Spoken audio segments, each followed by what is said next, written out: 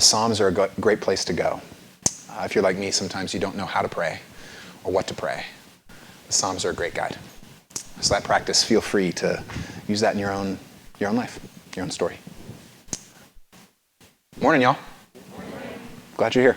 Thanks for joining us. A few years ago, I came face to face with one of the most formidable and humbling moments of my life.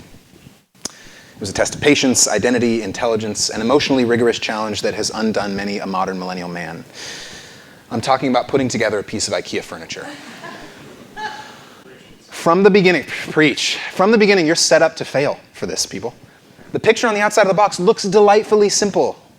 And so when you open it up, you're overly confident, stupidly confident, because when you actually pour that box open, 127 pieces of unidentifiable particle board are there, along with 76 screws and 47 plastic somethings and one mysterious wooden peg. Always. And then there's always the smiling cartoon man on the instruction manual who's taunting you, right? Who's saying, "This is easy." No, it's not, smiling cartoon man. Stop taunting me. And if you're like me, you see all of this as a direct affront to your dignity. Come on. An instruction manual? I don't need Swedish people from around the world to tell me what to do. I don't care how good their meatballs are. I got this. But eventually, after my efforts produce a dresser with the back panel on the front and a shelf that's upside down and still no place for that mysterious wooden peg, I come to a humbling realization. I have to listen to the Swedes. I've got to pick up that manual. I don't got this. Right? Because the truth of the matter is at once obvious and yet so easy to forget. This piece of furniture didn't come from me. I'm not the designer or the creator. I'm the assembler. And if this dresser is ever going to be what it's meant to be, it can only happen when I participate in the design that is set before me. It can only happen when I let my time and my talents come together with what the designer has already put in motion. And suddenly, IKEA is teaching me about what it means to be human. See, I got this. That phrase, it's not just what we say when we set up average-looking mid-century modern furniture. I got this is often our approach to everything in life. In fact, we live in a time where the most important parts of our lives, things like meaning and purpose, identity and significance, even morality, all of those things are to be self-constructed. And any insight from a manual outside of my own heart, particularly if it comes from a place of authority, I should at least be skeptical of, if not outright reject. We are constantly being handed a message that we can build a life of meaning and significance on our own from scratch.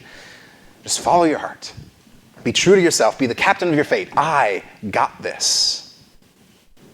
And to be really clear, there is a nugget of truth in there. We are all unique people.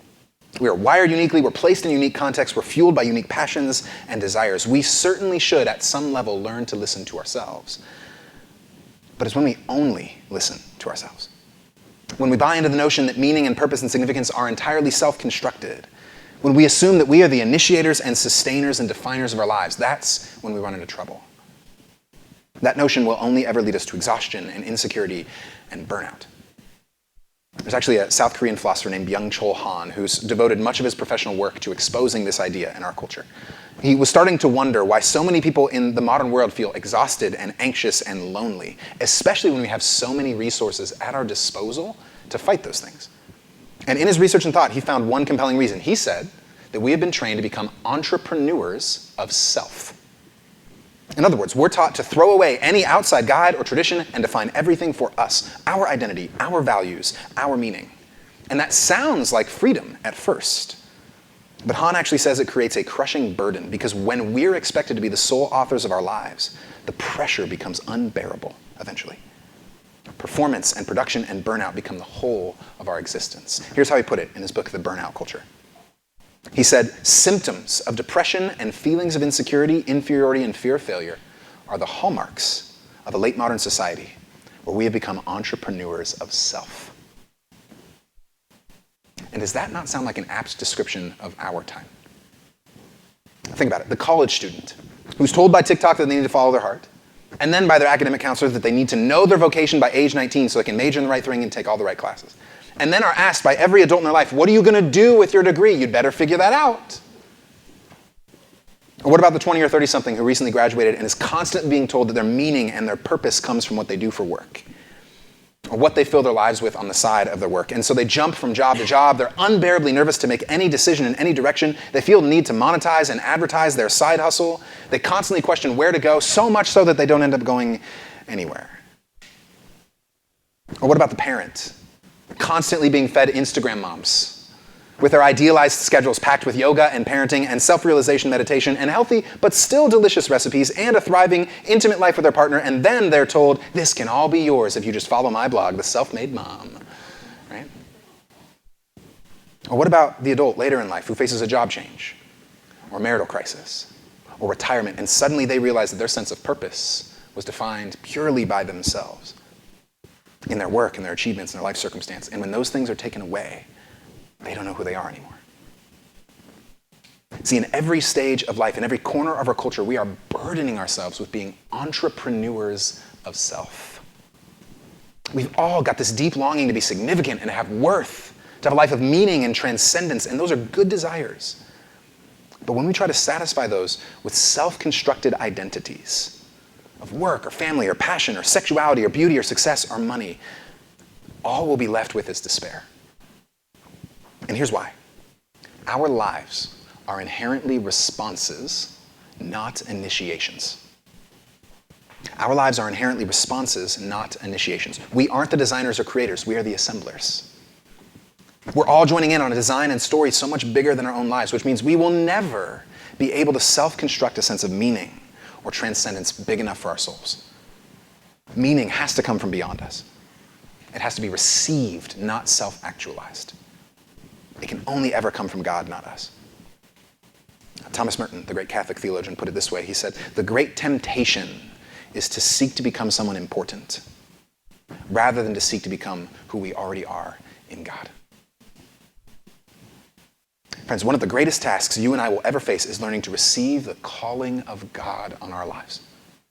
Learning to step into what God is already doing in the world and around us. Because it's only when we are caught up in God's story, that cosmic story of restoration and liberation and renewal, it's only then that our deep desire for meaning can be satisfied. It's only then that we find something big enough to hold that desire. We're continuing in a teaching series here at Midtown we're calling Exodus, because we're going through the book Exodus. Yeah, super surprising.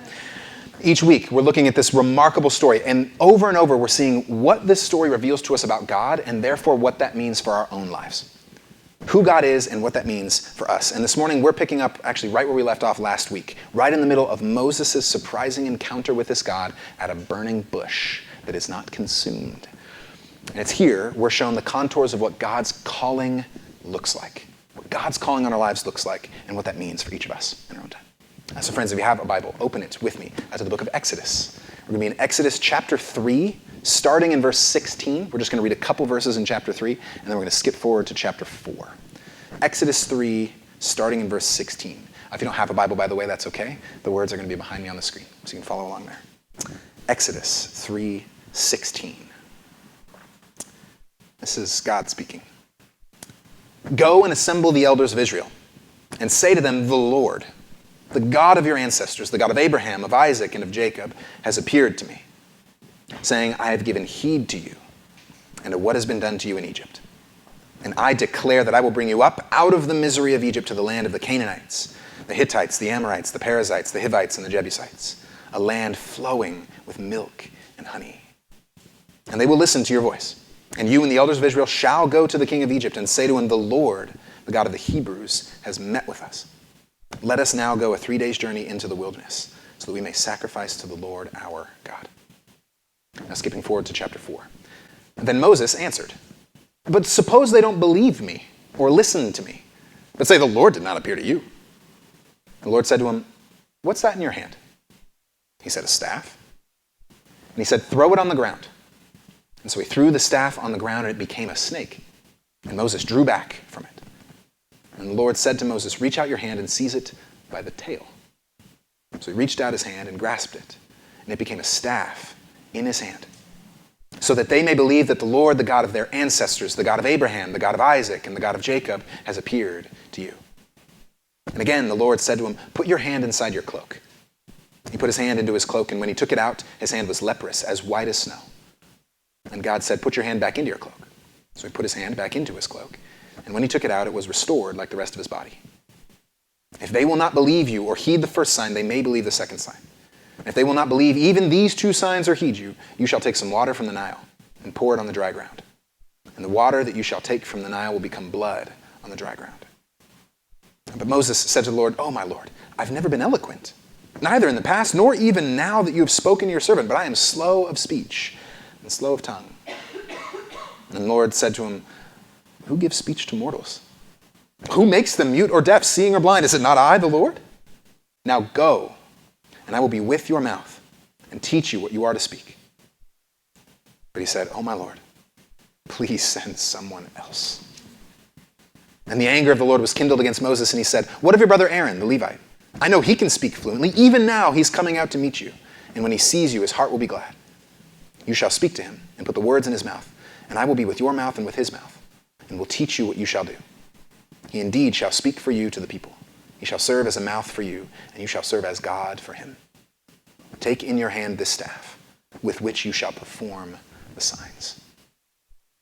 This is the word of the Lord. Thanks be to God. Would you pray with me, friends? Spirit of the living God, we've been so busy, so full, so rushed and hurried with our devices and our work and our families and our schedules. We've often missed you. We failed to turn aside at what you're doing and where you're calling us. And so I pray for each person, wherever they are, wherever their hearts are in this room. If there's somebody who's, been far away and just feels like you're distant, I pray that your Spirit would illuminate where you're at work in their lives. Or maybe someone in this room is kind of starting to work their way back and still has a lot of questions. God, may we see nothing in Moses but ourselves, questions, wonderings. Would you meet us there? And for those in this room who have been doing this thing for a long time, who've been following you for a long time, I pray that you would reinvigorate us. You would give us a deeper and newer glimpse of what you have for us today, this week in our lives. Spirit of the living God, move in our hearts. Melt the ice that encases them. Unclog our ears. Unblind our eyes, that we might see you. I pray this in Jesus' name. Amen. The Moses that we meet in chapters 3 and 4 has been through it over the last few chapters. He was born into an Israelite family in a time where all Israelite boys were ordered to be thrown into the river. And then he was saved by the courageous acts of a few women who put their lives on the line to save his.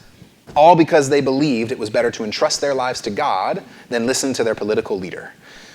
I pray that we might be so brave in our own lives.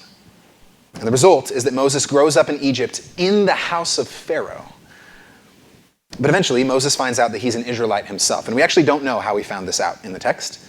Could have been his facial structure, could have been his skin tone, could have been the way his hair grew. It could have just been that everyone in Egypt was treating him differently. Whatever it was, imagine what that realization would have been like for him.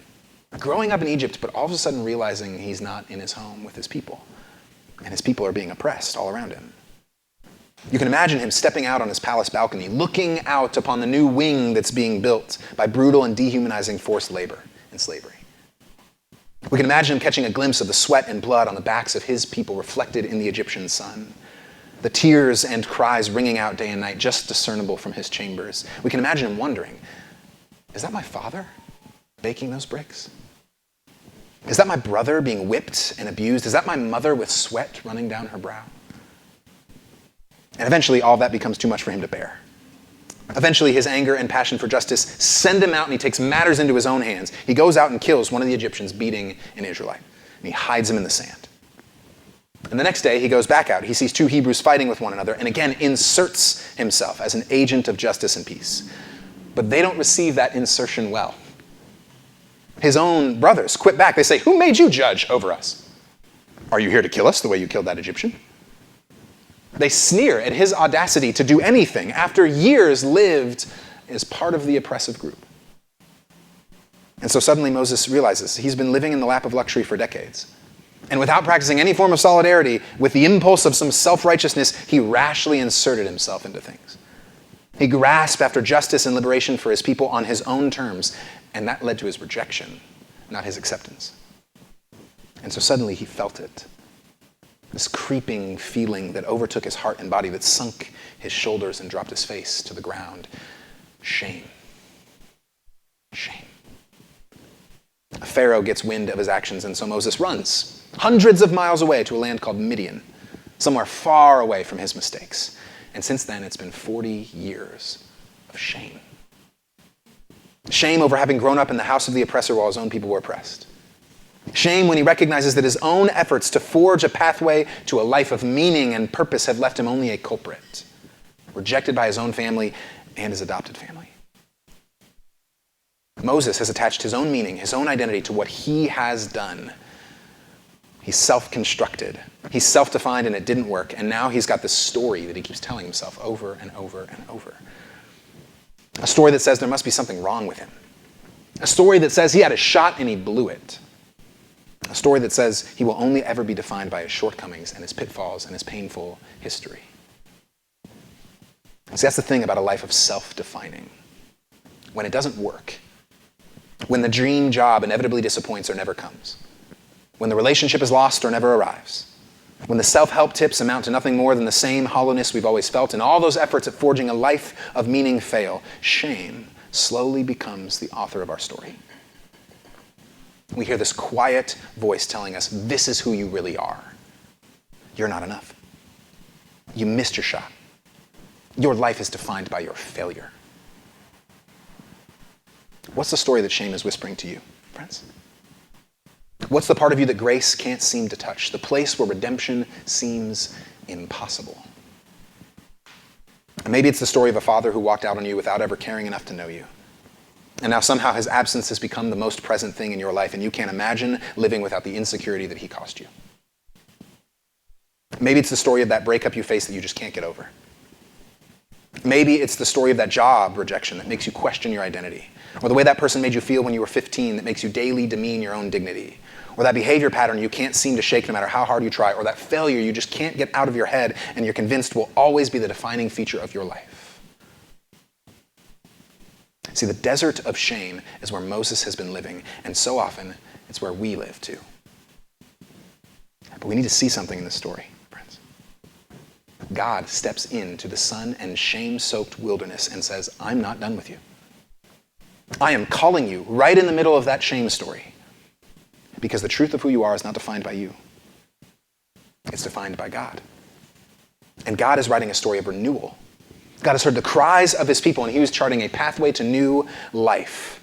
He's writing a story of grace and redemption, and Moses is invited to be a part of it in the middle of his shame. See, this is the ultimate truth at the heart of the gospel. When Christians talk about the gospel, this is what we mean. In Exodus and in Jesus, we're talking about a God who moves towards us. A God who calls us, who redeems our lives, not because we are ready, not because we're worthy, not because we've earned anything, but because in his very character of love, that's what he does. This is the law of love. The gospel is God moving towards Moses and redeeming his broken life to make him a liberator of others. It's God moving towards each and every one of us in Christ, and in spite of our rejection of him, in spite of our own failures and our own stories and our own shame, Christ choosing to die for our sin, for our brokenness, for our failure, and opening the way to redemption. Not just of our lives, but the redemption of all things in creation. This is the good news, the gospel. And so wherever you are in your life today, you need to know this. God does not stand far off from you, tapping his foot with his arms crossed. God has moved towards you. God is inviting you. God is moving up and down these aisles and calling you right now. As Frederick Buechner put it, a crucial eccentricity of the Christian faith is the assertion that people are saved by grace. There's nothing you have to do. There's nothing you have to do. There's nothing you have to do. There's only one catch. Like any other gift, the gift of grace can be yours only if you'll reach out and take it. And maybe being able to reach out and take it is a gift too. See, there's this challenge that comes to us when we read the Bible, oftentimes. We read these amazing stories of what God is calling people to in their lives, and then we create a distance between them and us. Sure, God called all these great historical figures, Abraham and Moses and David and Esther and Mary and Saul, and those are all great to read about, but God's not lighting up bushes around me. God's not using me to lead a nation. God's not making me an agent of radical and cosmic social justice. God's not calling me. That's a lie, friends. It fails to see that none of these figures were great in and of themselves. Abraham was a pagan, entirely unconcerned with this God when he was called. Moses was a murderer and day laborer exiled to the desert who was a terrible public speaker. I'd stack any of you up next to Moses. David was a lowly shepherd. Esther was an orphan. Mary was a teenage girl in a patriarchal society. Saul was a self-righteous oppressor. Noticing a trend. God calls not because of what we have done. God calls because of what he is doing. God calls because he is inviting you and I into a story greater than anything our self-defined lives could ever produce. Which means that God calls all of us ordinary, holy, and haunted people. And all we have to do is listen to the call and respond. That's why Paul describes it so beautifully in his letter to the Corinthians this way.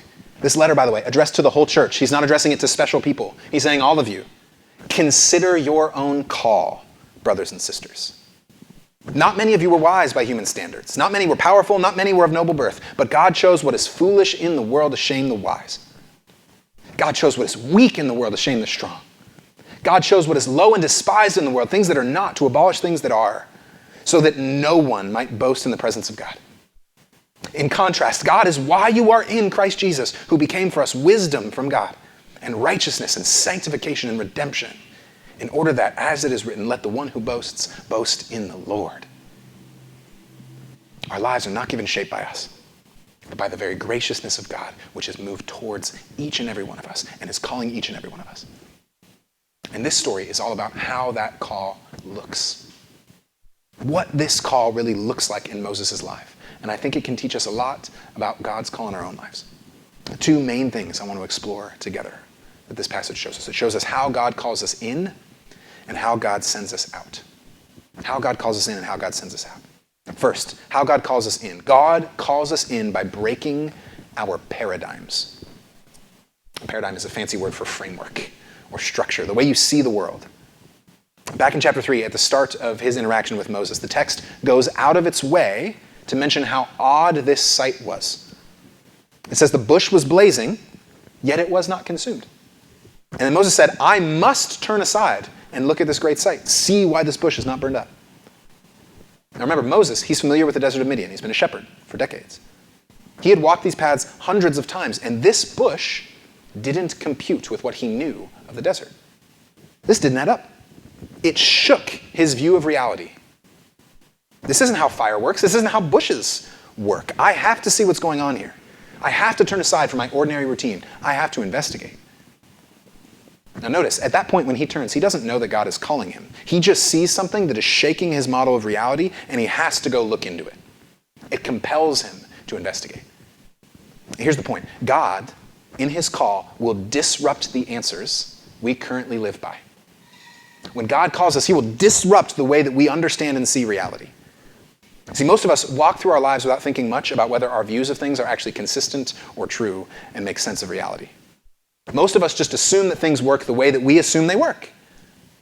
But then something will happen to us. Some experience or some data or some insight or some interaction, some beauty will shake up our view of reality in such a way that our old explanations no longer work to describe truth. That's what God's call does to us. God breaks our understanding of how the world works. An example of what this looks like. Back in the 1500s, most everyone believed that the sun revolved around the earth. Just a few hundred years ago. And that seemed obvious based on the naked eye, right? You look at the sun and it starts over there and then it revolves around the earth and it comes back around. That makes sense. The universe clearly revolves around us. I'd say that most people still believe a version of that story, right? But then some new experience broke in. People like Copernicus and Galileo, they paid closer attention to things like planetary motion. And they started to claim the exact opposite, that the earth is revolving around the sun. Can you imagine that? The earth, we aren't the center of the universe.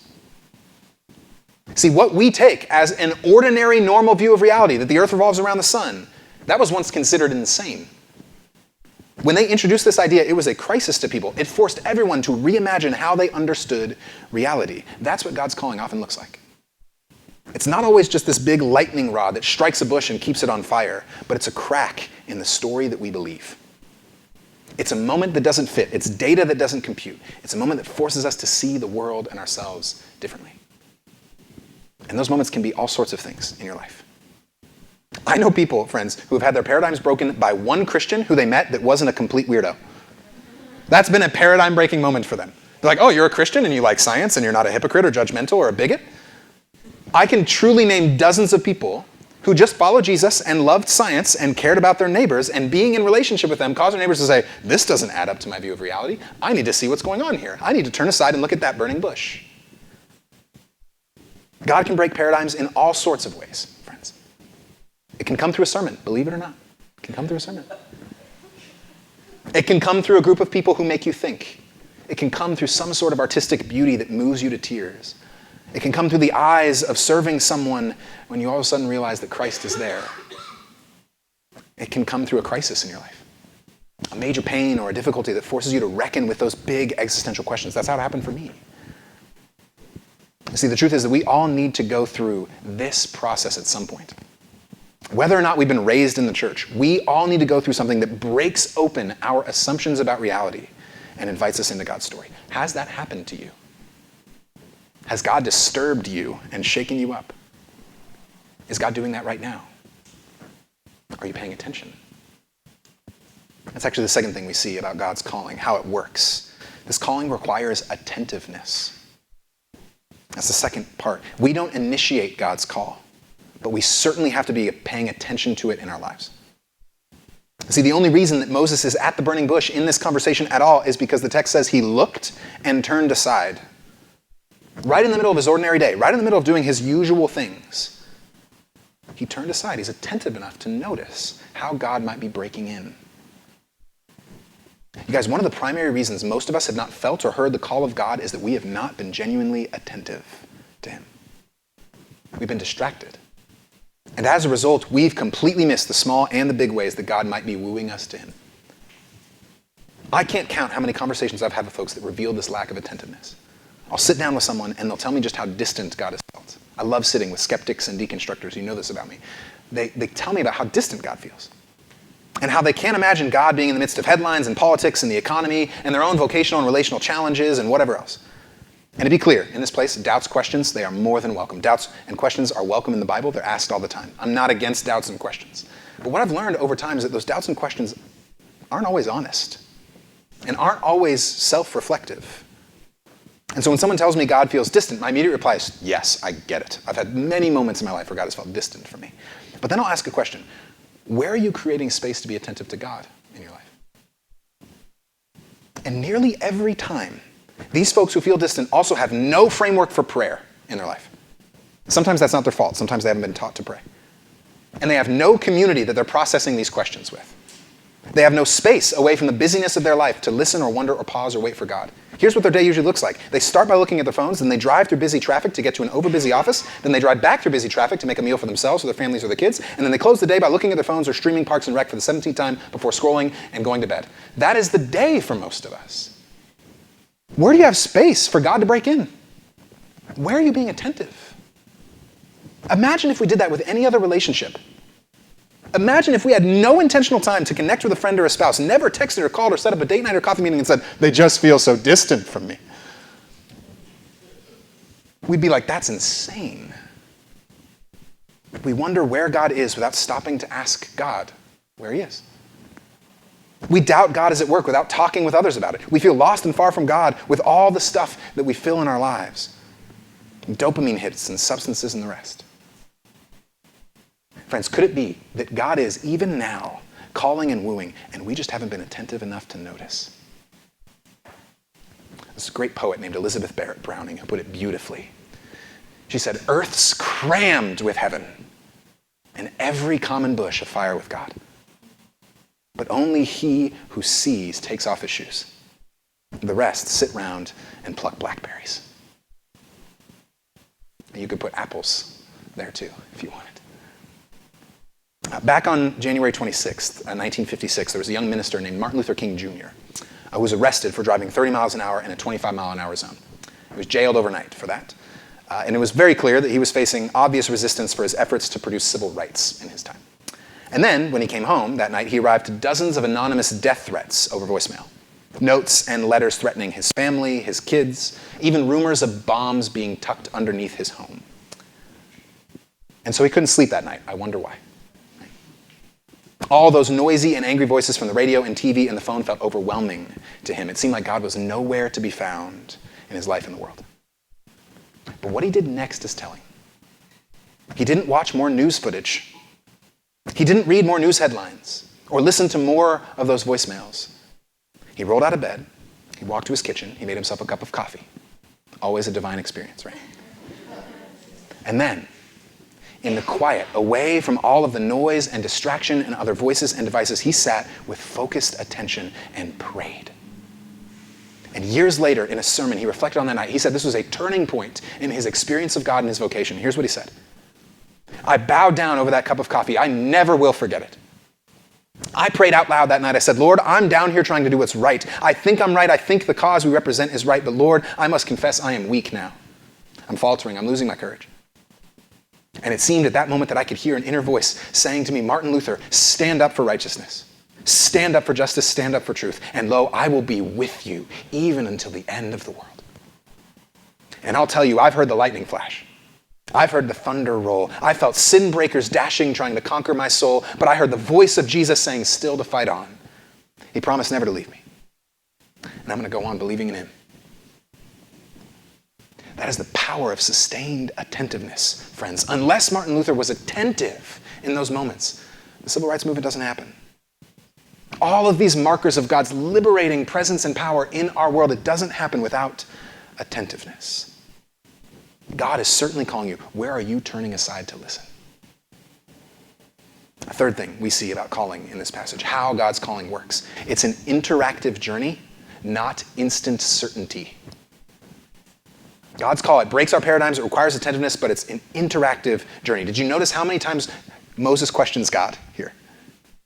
I don't know about you, but sometimes when I see questions like that, am I allowed to do that? Am I allowed to question? Yes. Yes, you are. You're allowed to raise questions to God. You're allowed to wonder. You're allowed to poke and prod. He says, who am I going to say that you are? What will I tell them? Will they even believe me? And I'm not even great at speaking. How am I going to convince people? Notice how God responds to Moses' questions. He doesn't condemn him. He doesn't push him away. In fact, God welcomes those questions. And he actually accommodates Moses' questions in specific situations. God doesn't say, shut up, stupid, have faith. He doesn't say that. God provides sign after sign, meets Moses where he is. He provides them along the way. If you keep reading Exodus, over and over and over again, he meets Moses in all of his doubts. And so friends, you need to know God's calling is not something we just passively receive. It isn't some message of clarity that we will never wrestle with and wonder about. Because God's call is more about a relationship with us than anything else. It's about inviting us to trust. A trust that will consistently return in dialogue and processing. Keep reading Exodus and you'll see this. Moses continually returns to God. Sometimes he returns to him because it's hard. He's like, look, if you've called me to this, why is this so dang hard right now? I think every person in this room can relate to that. But other times he comes to God and it's celebratory. It takes the form of songs and prayers because he can clearly see what God is doing. This is how God's calling works.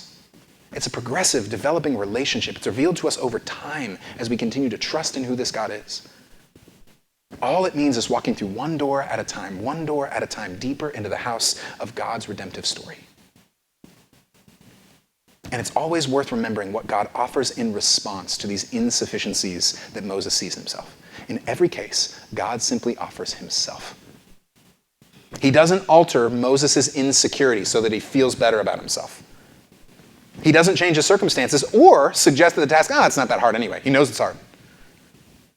He doesn't even guarantee immediate success. He doesn't urge Moses to think positively and manifest what you want in the world. God says, I will be with you in 3:12.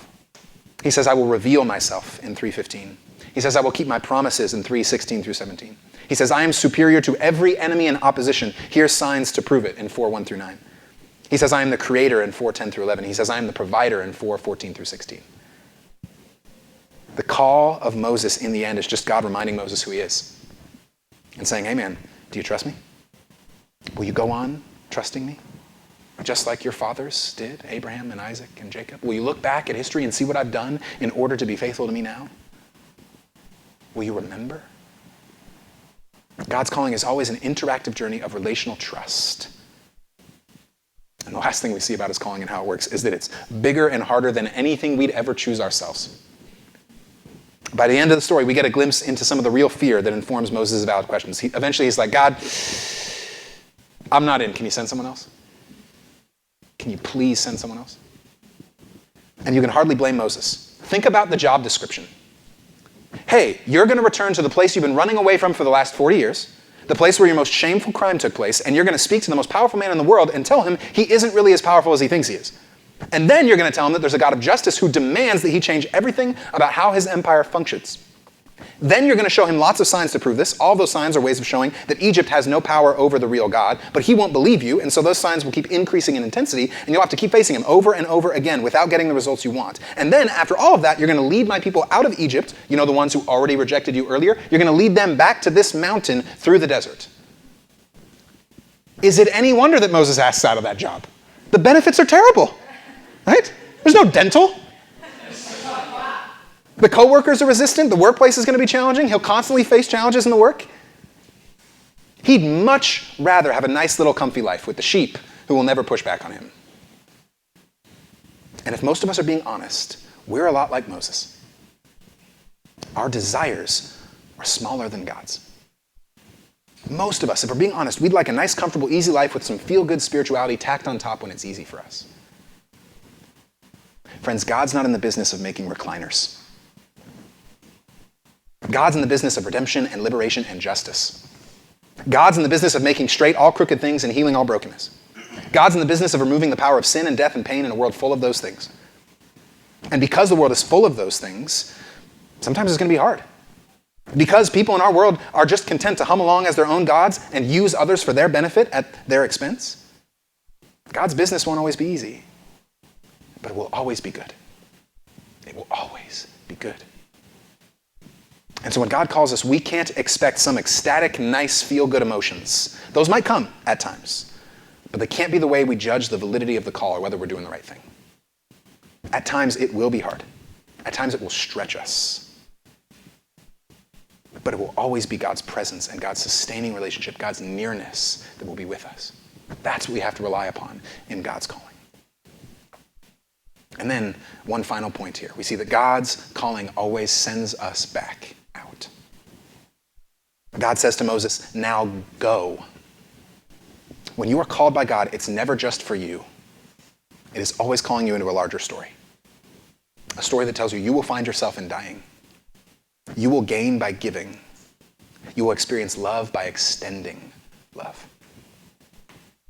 God's call has never been about my own personal, intimate relationship. It's part of that, but it's never finished there. It's never about my own feel-good therapeutic spirituality. It always sends me out into the world to be a part of his story. When he calls Abram, he immediately says, get out. Be a blessing to the rest of the world. When he calls Isaiah, he immediately says, get out. Speak my words to those so that they might hear them. When he calls Saul in, he immediately says, get out. Live out the good news of Jesus Christ in your life. Proclaim it to everyone you see. And so if you ever wonder if God is calling you somewhere, it's often good to ask questions about what this is going to mean being sent out. Is this call leading me to participate in the flourishing of my neighbor? That's a good way to judge whether God's calling you somewhere. Is this call making me an agent of healing to those around me? Is this call helping me to learn to put my own life on the line for the sake of others? Those questions get us on the way to knowing where God is leading us. There's this fascinating truth that keeps popping up all over the Bible. If you read it, you can't not see it. God always brings about his purposes through real, historical humans. Earthy spirituality. That's how God always works. Human words bear the divine word. Human actions bear the divine actions. It's actually echoed later in Exodus. In chapter 7, verse 1, God reminds Moses of this. He says, when Moses is really discouraged, God says, look, I've made you like God to Pharaoh. Your actions and your words are like my words and my actions to Pharaoh, and your brother Aaron shall be your prophet. God is saying that he constantly reveals himself through calls of people actually living in the world. We get caught up in what God is up to. And there's maybe no better expression of that truth in this story than one simple object, Moses' staff. The staff keeps showing up through the rest of the narrative. A shepherd's staff back in the day. It was the simple but essential tool for everything they did. It was the way they helped organize their sheep and keep them on the path. It had a hook on the end oftentimes, so if the sheep got out of line, they could just kind of reel them in. And it also could be used to fend off enemies at times. And God is saying that simple tool, the thing that's an everyday part of your work and vocation, I'm going to use that to bring about my grand story of redemption. I'm going to use your resources and your context and your workplace right now to bring about this new heavens and new earth. So friends, what's your staff? What tools has God placed in your hands to bring about his wonder-working power? Maybe it's a ruler or a pencil. Maybe it's a stethoscope or a blood pressure pump. Maybe it's a courtroom or a classroom. Maybe it's a couch and a notepad. Whatever it is, God wants you to know it is precisely in those spaces with those tools God is calling you. God has chosen you. God is even now breaking your paradigms, calling you to an attentive relationship, leading you in a bigger story than you could ever write on your own. And God is sending you. He calls you in order to send you back out, to be an agent of his healing and his grace. So you don't have to be an entrepreneur of self. You're already a part of God's story. So will you turn aside? Will you say yes? Because as Catherine of Siena put it, when we are who we are called to be, we will set the whole world ablaze. Let's pray, friends.